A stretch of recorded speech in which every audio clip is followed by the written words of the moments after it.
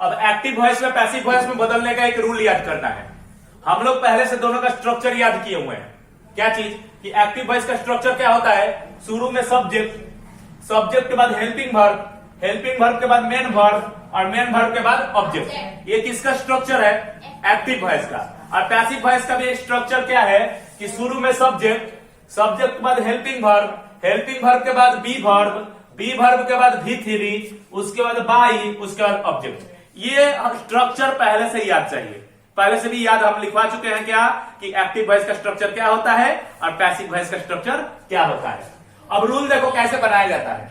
Question मान लो कि active voice में दिया है ऐसे करके, ये वाला दिया हुआ है और हमको ये वाला बनाना है, तो कैसे करके बनाएंगे, तो पीछे जो ऑब्जेक्ट लिखा हुआ है उसको ही हम लोगों को सब्जेक्ट बनाना है, वही लिखना है। लेकिन ऑब्जेक्ट को, जो हमारा क्वेश्चन का ऑब्जेक्ट है यानी पीछे वाला को कहां लाएंगे, शुरू में आएंगे। सबसे पहला काम क्या है कि ऑब्जेक्ट को क्या बनाना, सब्जेक्ट। ऑब्जेक्ट को क्या बनाना, सब्जेक्ट बनाना। सबसे पहला काम क्या है, एक्टिव वॉइस से पैसिव वॉइस में बदलने के लिए हमारा क्वेश्चन में जो ऑब्जेक्ट है उसको शुरू में लिख देना, यानी कि ऑब्जेक्ट को क्या बना देना, सब्जेक्ट बना देना। अब सब्जेक्ट लिख देने के बाद अब क्या लिखेंगे, हेल्पिंग वर्ब। क्या लिखेंगे, हेल्पिंग वर्ब। हेल्पिंग वर्ब पहले से जो रहेगा वही वाला हेल्पिंग वर्ब हम लोग क्या करेंगे, उतार देंगे, वही वाला हेल्पिंग वर्ब उतार देंगे।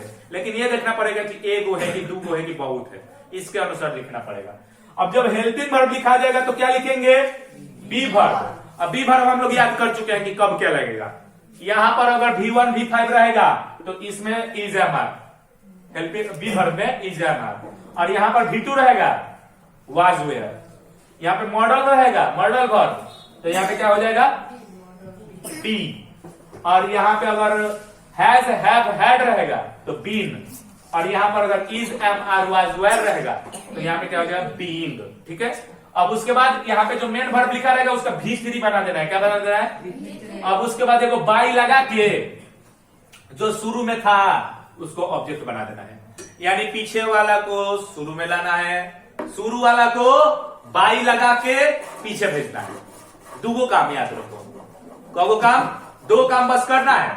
पीछे वाला को आगे लाना है और आगे वाला को ऐसे ही बाई लगाकर पीछे लेके चले जाना है। लेकिन एक बात याद रखना है, इसको ऑब्जेक्ट से सब्जेक्ट में बदलना है। इसलिए अगले बार में हम लोग केस पढ़ेंगे।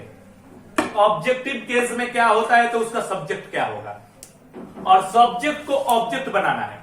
एक एग्जांपल देख लो, यहां पे आई लिखा रहेगा ना, आई, तो आई को जब ऑब्जेक्ट में बदलेंगे तो आई नहीं रहता है, वो मी हो जाता है।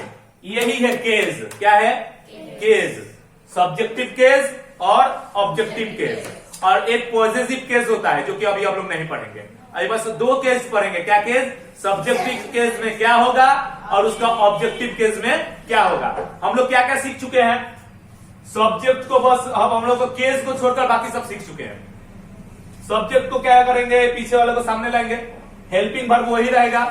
बी वर्ब सीख चुके हैं, बी वर्ब कैसे लिखेंगे, और V3 तो पता ही है, V3 किसका क्या होगा, गो का गोन होगा, ऐसे करके। ठीक है। अब अगला टारगेट क्या है हम लोगों का, केस पर।